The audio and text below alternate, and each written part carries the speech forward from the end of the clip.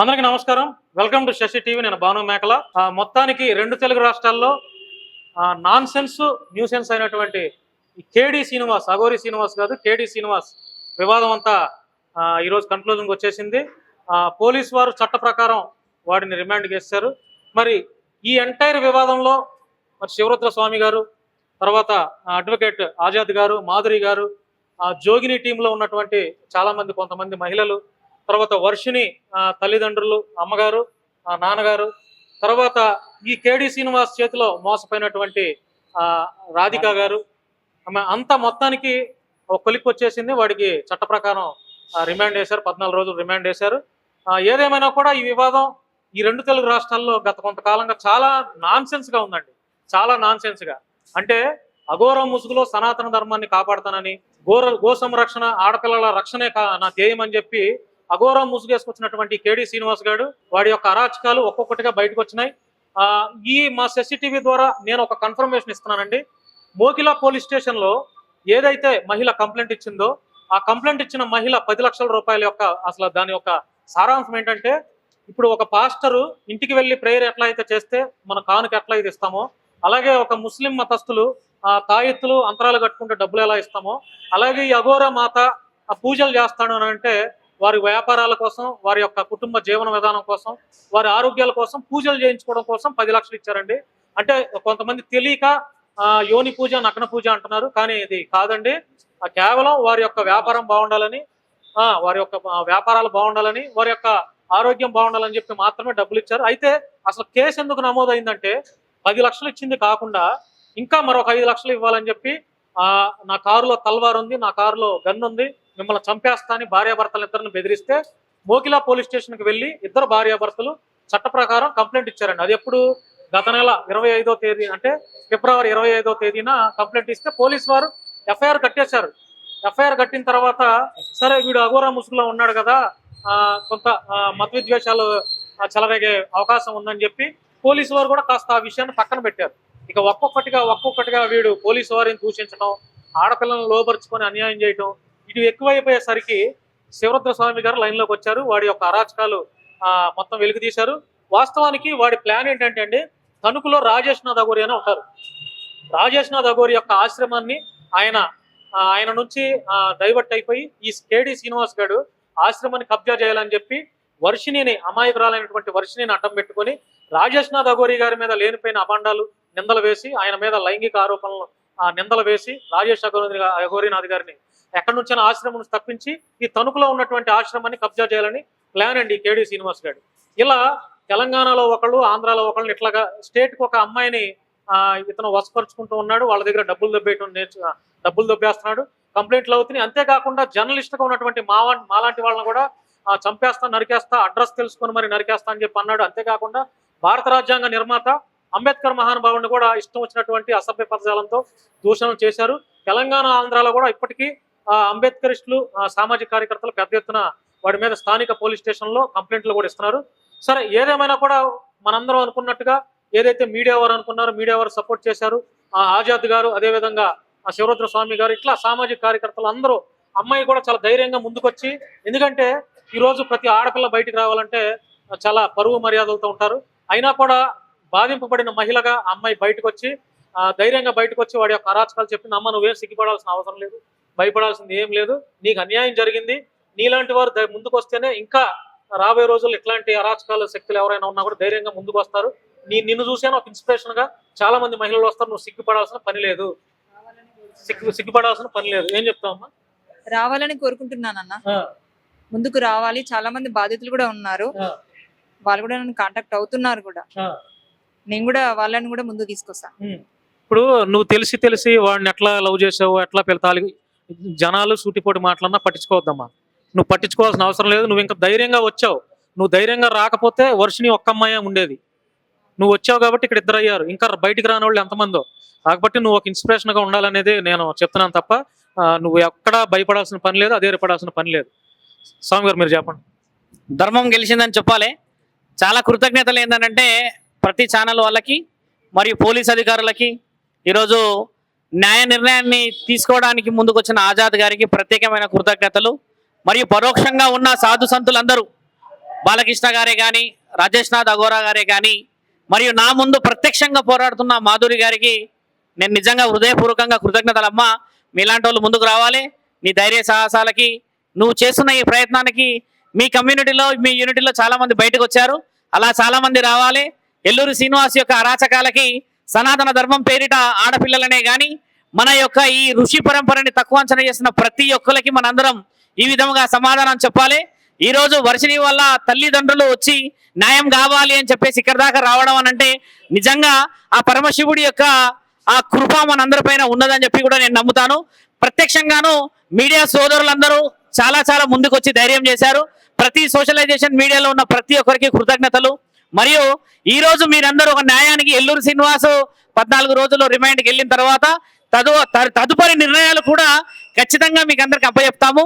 ముఖ్యంగా ఇందులో ఇక పైన విషయ వివరణలు ఆజాద్ గారు వారి యొక్క తెలివితేటలతో పాటు ఈ సమాజంలో ఇలాంటి విషయంలో ఆడపిల్లల విషయంలో కానీ, సనాతన ధర్మం పేరిట విషయాల్లో కానీ ఒక లాయర్గా ఆయన ముందుకు వచ్చినందుకు చాలా చాలా విషయాలు మీరు ఆజాద్ గారిని అడగాలని నేను మనస్ఫూర్తిగా చెప్తున్నాను మీకు.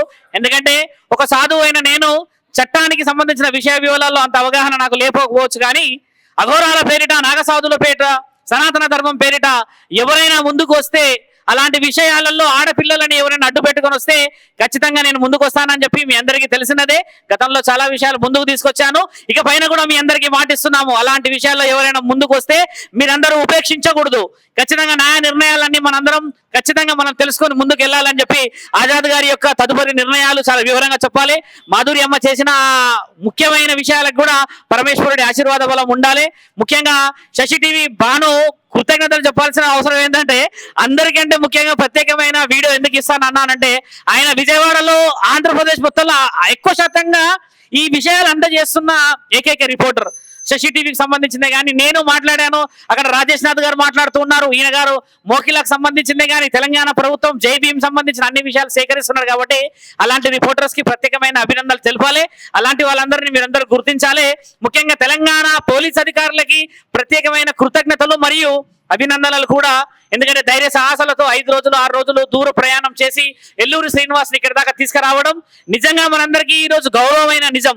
పోయిన వారం ఇదే రోజు ఇక్కడికి వచ్చి ఉమెన్ ప్రొటెక్షన్ లో మేమందరం కమిషన్ గారికి ఒక లెటర్ పెట్టడం, ఇదే రోజు శ్రీనివాస్ కి అరెస్ట్ అని చెప్పేసి రిమైండర్ నుంచి విషయాలన్నీ రావడంలో సనాతన ధర్మం పేరిట ఇంకా ధర్మం బతుకుందని చెప్పేసి యావత్ భారత ప్రజలందరి విజయం అని చెప్పేసి ఒక సాధువులాగా నా తండ్రికి నేను ఇచ్చిన మాట ప్రకారంగా ఈ రోజు నేను ఒక శివభక్తుడిని గౌరవంగా చెప్పుకుంటున్నాను. మిత్రులారా, ఓం నమ శివాయ నమః. జై శ్రీరామ్. సార్ ఆజాద్ గారు మీరు చెప్పండి, ఇప్పుడు అంటే 14 రోజులు రిమాండ్ తర్వాత ఇంకేమైనా కేసులు నమోదయ్యే అవకాశం ఉందా?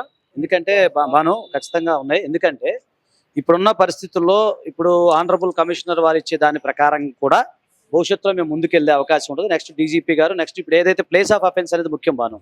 ఎందుకంటే ఒకటి మనకు వచ్చేసరికి మనకి అక్కడ మంగళగిరిలో జరిగింది కాబట్టి అక్కడ కూడా డీజీపీ గారికి వెళ్తాం జరిగింది. ఫర్దర్గా అక్కడ కూడా ఇన్వెస్టిగేషన్ చేస్తారు. అదే విధంగా మరి ఇప్పుడు వీరు ఉండేది కరీంనగర్, రాధిక వాళ్ళు ఉండేది కరీంనగర్ సంబంధించి అక్కడ కూడా ఎఫ్ఐఆర్ కూడా నమోదయ్యే అవకాశం ఉంటుంది. అతను చేసింది ఏంటంటే ఇప్పుడు జరిగింది ఫైనాన్షియల్ మ్యాటర్. ఇప్పుడు ఏదైతే అరెస్ట్ చేశారో మోకిలలో అది ఫైనాన్షియల్ మ్యాటర్గా మనం చూడాలి. నెక్స్ట్ అతను ఎక్స్ప్లాయిటేషన్ చేశాడు, మోడెస్ట్ ఆఫ్ ఉమెన్ చేశాడు, ఒక మహిళని మాయమాటలు చెప్పి లోబర్చుకున్నాడు. తర్వాత ఎక్కువగా మహిళలతో ఎక్కువ గేమ్ ఆడాడు అతను. సో అందుకని మేము మహిళా కమిషన్ వారికి అప్రోచ్ అవడం జరిగింది. అంటే మీకు తెలిసింది కేవలం 4 బాధితులాగా, 3 బాధితులాగా మనకు తెలుస్తూ ఉంది. కానీ చాలా మంది అప్రోచ్ అవుతా ఉన్నారు. నేను మీడియా ముఖంగా అందరూ చెప్తాను, దయచేసి మీ వివరాలన్నీ కూడా గోప్యంగా ఉంటాయి. మీరు దయచేసి ఇప్పటికైనా రండి. కొంతమంది నాకు కాంటాక్ట్ అవుతున్నారు, కానీ ఏంటంటే వాళ్ళు భయపడతా ఉన్నారు. సో మీరు మీ దగ్గర కనీసం మీ దగ్గర ఉన్న ఎవిడెన్స్ అని ఇస్తే ఆ ఎవిడెన్స్ బేస్ చేసుకొని మేము ఇంకా నెక్స్ట్ వీలైతే ప్రైవేట్ కంప్లైంట్ కానీ ఫర్దర్గా ముందుకు. ఇది ఇంకొక విషయం చెప్పాలి భాను గారు, ఇది కేవలం మన రాష్ట్రంలో జరిగినట్టు నాకు అనిపించట్లేదు. మిగతా రాష్ట్రాల్లో కూడా ఇతని యొక్క బాధితులు ఉన్నారని చెప్పి ఇప్పుడు బయటకు వస్తూ ఉంది. సో ఆ బాధితులు కనుక వస్తే ఇది నేషనల్ వైడ్ సమస్య అయ్యే అవకాశం ఉంది. కుదిరితే నేషనల్ ఉమెన్ కమిషన్లో కూడా మేము ఫిర్యాదు చేయడానికి సిద్ధంగా ఉన్నాము. అలాగే ఇప్పుడు అతను రిమాండ్ అయ్యాడు, తర్వాత అదొక్కటే కాదు, నెక్స్ట్ ఎఫ్ఐఆర్ ఇంకో దగ్గర కూడా నమోదైంది, మంగళగిరిలో కూడా నమోదయ్యే అవకాశం ఉంది. తర్వాత మనకి కరీంనగర్లో నమోదయ్యే అవకాశం ఉంది. కొన్ని ఎక్కడైతే ప్లేస్ ఆఫ్ అఫెన్సెస్ ఎక్కడైతే జరుగుతాయో అక్కడ కూడా వారి పైన ఉండే అవకాశం ఉంది. అంటే ముఖ్యంగా మహిళల్ని మోడెస్ట్ ఆఫ్ ఉమెన్, మహిళల విషయంలో లైంగికంగా వేధించడం అతను చేసిన చాలా తప్పు, పెద్ద తప్పు. ఇదే కాకుండా సనాతన ధర్మాన్ని వాడుకొని, అలాగే హిందూ ధర్మాన్ని వాడుకొని ఇలా మందరిని మసిపూసి మాడికాయ చేసి ప్రజలందరినీ మోసం చేసి ఈ విధంగా చేయడం కూడా ఇది క్రిస్టల్ క్లియర్గా అతనికి 7 years వరకు ఇంప్రిజ్మెంట్ పడుతుంది. ఇంకా వేరే కేసుల్లో కూడా అతను అరెస్ట్ చేస్తారని చెప్పి నేను భావిస్తా ఉన్నాను. మళ్ళీ చెప్తా బాధితులు ఎవరంటే ముందుకు రండి, ఖచ్చితంగా నేను అందరికీ న్యాయ సహాయాన్ని అందించడానికి సిద్ధంగా ఉన్నాను. Thank you sir. మాధురి గారు ఇట్రాడమ్మా. మీరు కూడా ముందు నుంచి ఈ లేడీ అఘోరి అంటే మీరు ఇప్పుడే కాదు, మీరు గతంలోనే ముందు అసలు వీడు దొంగ అని చెప్పి మొట్టమొదటగా ఇంటర్వ్యూలో మాట్లాడింది మీరే. ఇప్పుడు చాలా మంది వాడి అసలు నిజ స్వరూపం తెలిసి చాలా మంది ఇప్పుడు బయటకు వస్తున్నారు. అంటే శివరుద్ర స్వామి గారు లాంటి వారు కూడా తెలుసు అనుకోండి, ఎందుకంటే సాధనలో ఉన్నారు కాబట్టి. మీరు మాత్రం ధైర్యంగా ఎప్పటి నుంచో మీరు వీడి దొంగ అని మీరు మొదటి నుంచి, కానీ మిమ్మల్ని ఎవరు నమ్మల, ఇప్పుడు నమ్ముతున్నారు. ఏం చెప్తారు?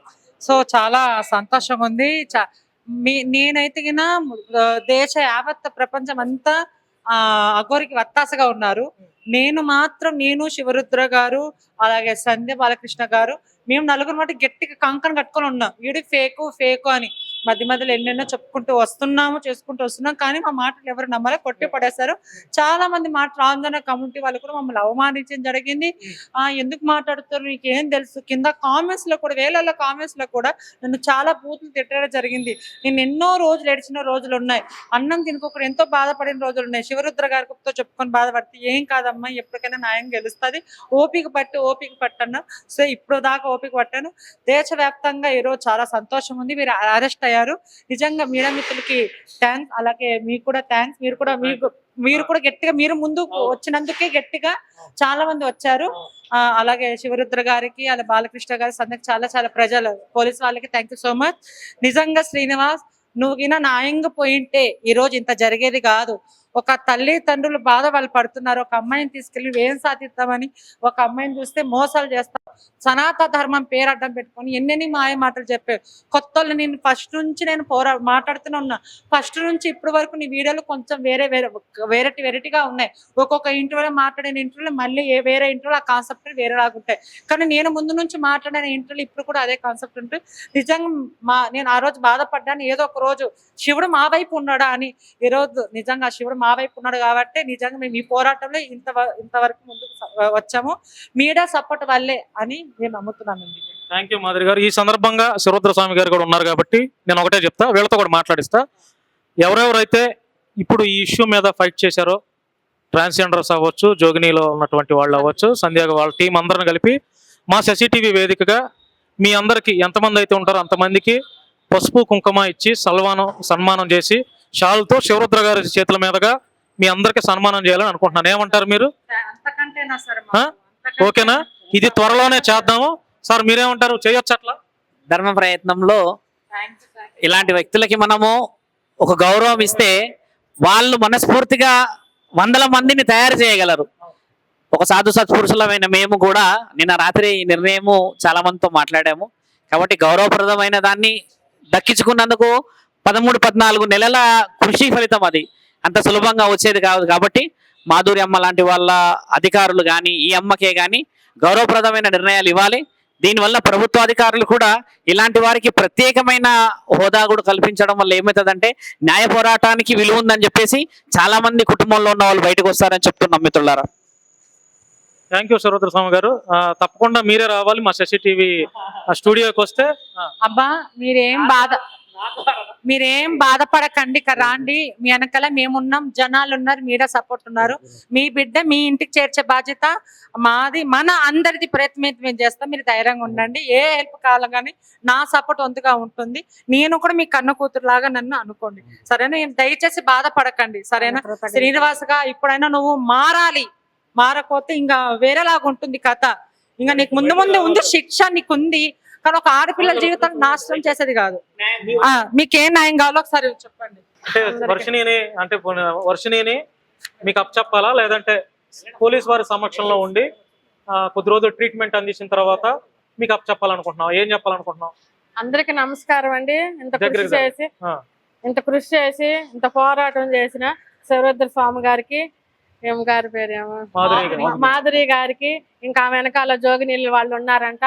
సమాజం ఎవరు హర్షించలేదండి. ఒక మాతాజీ రూపంలో వచ్చి, ఒక అఘోర ముసుగులో వచ్చి సనాతన ధర్మాన్ని ఏళనం చేశాడండి. ఈ రోజు సనాతన ధర్మం గెలిపించాడండి శివరుద్ర స్వామి గారు.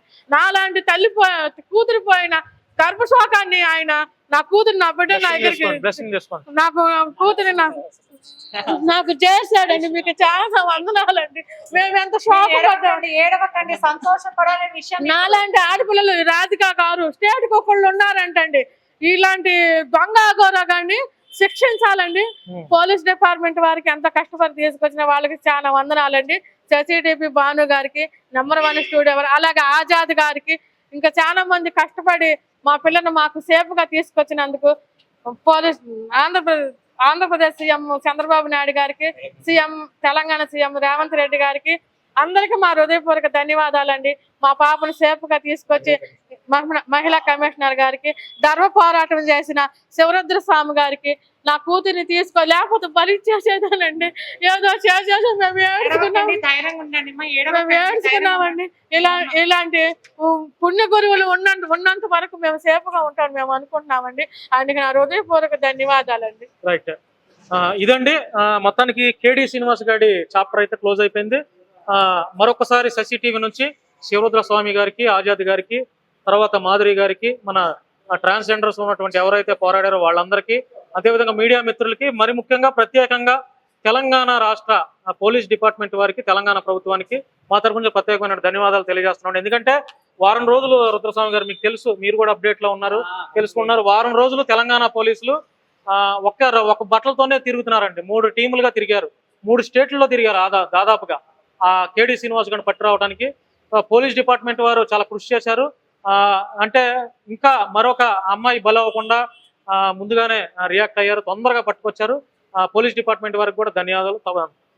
Thank you so much. జై శ్రీరామ్.